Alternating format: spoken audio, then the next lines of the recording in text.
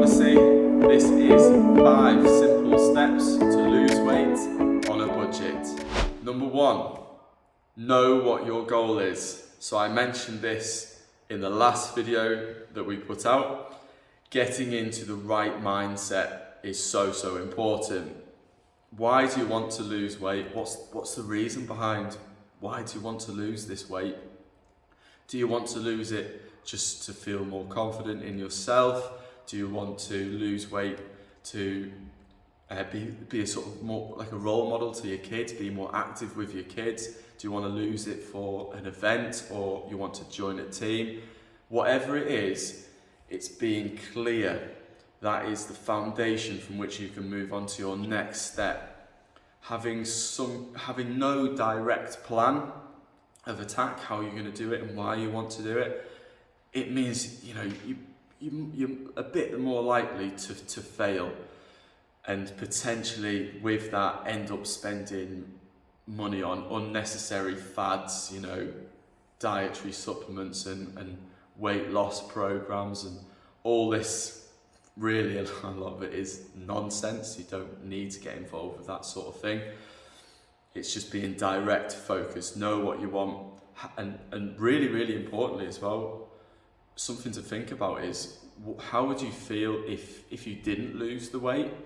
Dig deep with it a little bit. How would it really make you feel? Would it make you feel angry, upset, even a little bit depressed? Use that as motivation as well to push forward and make that clear plan and focus of why you want to lose that weight.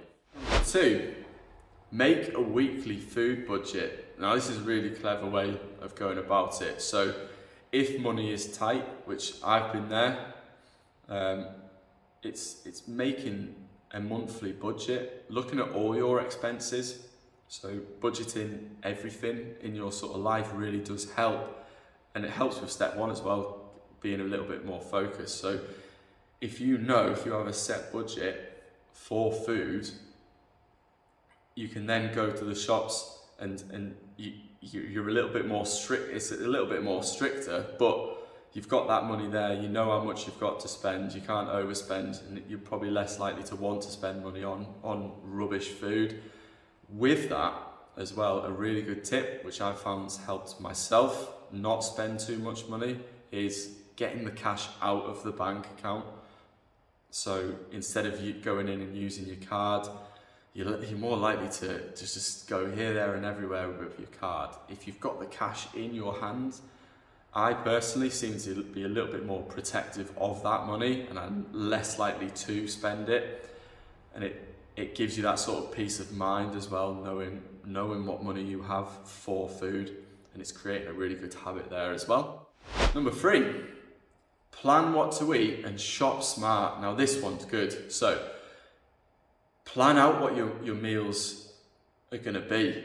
Essentially is what it is. It's how many meals you're going to have for the day, making some kind of list, some kind of little program of what you're going to consume.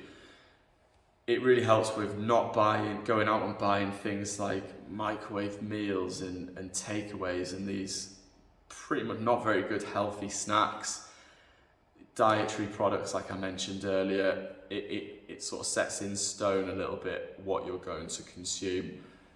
With that, a really good tip is, again, something I've found worked for me personally, is ordering food online. For me, it means I'm less likely to buy crap. It's that environmental mindset, which I mentioned in our previous video. You're not putting yourself in a position really where you're going to buy a load of rubbish food.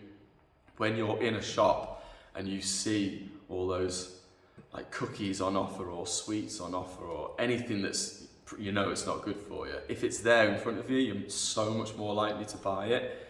If it's on a screen and you're just scrolling past and there aren't these sporadic deals that you're seeing, you're probably less likely to buy junk food. So that's a really good tip, using some kind of store online which you can purchase food, and you're probably more likely to save money. Having said that, if you're not keen on buying food online, it's utilising shops that are a little bit cheaper. So for us, It's stores like Aldi. We know Aldi's cheap, so go there because you will save money, I can guarantee it. If you go to Aldi and you go to Morrison's, buy the same food, 100% you're going to save money in Aldi. And with that, keep going on this one. Look for high quality foods as well. You can get high quality foods that are cheap. Looking for foods that you're getting bang for your buck, like chicken. Look for how much are you getting for that weight is really, really important. Can you freeze it? Foods that are frozen fruit and veg, it's just as good as normal, and it's usually pretty cheap.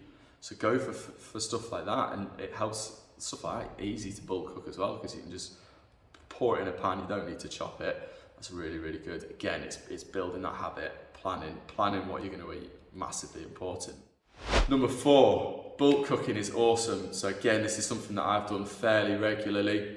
It's an amazing tool for saving time. So I can, just as an example, I can cook 8 meals for Monday to Thursday, 4 lunches, 4 teas. It takes me prep time, cook time, and washing up time afterwards, no more than an hour, and you've got 4 days worth of food there. Whereas usually you'll spend about half an hour on one meal. So you do the maths there. It's going to save you a lot of time. It'll also it'll save you money as well. So for those meals that I made, one of them is a chicken dish. So it's literally just some barbecue glazed chicken with some broccoli and some seasoned new potatoes. That if you're buying that on bulk, you're going to save a hell of a lot of money than if you're buying individual meals that you're going to cook on a day-to-day basis. And again, you're less likely to then, if you've got that bulk cooked meal there ready to go at work in the fridge, you're less likely to go into town, mooch into town and go buy a meal deal, which we don't want you to do. So from that is you know exactly what you're putting into your body as well. You've made that food. If you're making whole foods that are good in high in protein and good fats, you know what you're eating, rather than if you are going into town and buying meal deals or going out for dinner, you don't really know what you're eating. You could be eating a load of food that's high in chemicals, got loads of ingredients that you don't know what's doing to your body, and it's probably not going to aid in weight loss. So bulk cooking, really, really good habit to get into. Finally, step number 5, get those steps in, be active. Obviously, exercise, we know, it's an amazing tool to aid in weight loss. If you can't afford to go to the gym, can't afford to sign up to a gym subscription, or you just don't want to, which is perfectly fine. A lot of people don't want to join the gym, I get that.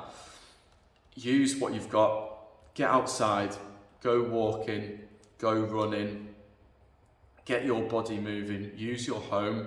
Our homes have got steps in, so we could be doing stair runs, we could do press ups on the stairs, tricep dips, use underneath, get your feet under your couch a little bit, let's do some crunches, those types of things. We've got plenty of tools at our disposal to use to help us lose weight, rather than just going to a gym. Even most of us have got laptops and phones, otherwise we wouldn't be watching this video. Get a YouTube workout video on. It's just setting some kind of active routine, which is again building a really good habit, which is going to help aid weight loss. Okay guys, so that was your 5 simple steps to lose weight on a budget.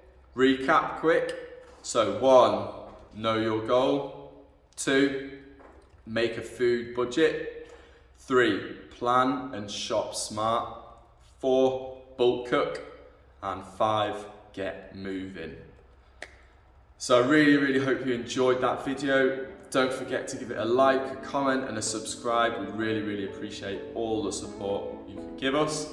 And I hope you have a really good day, and I'll see you all on the next one. Bye bye.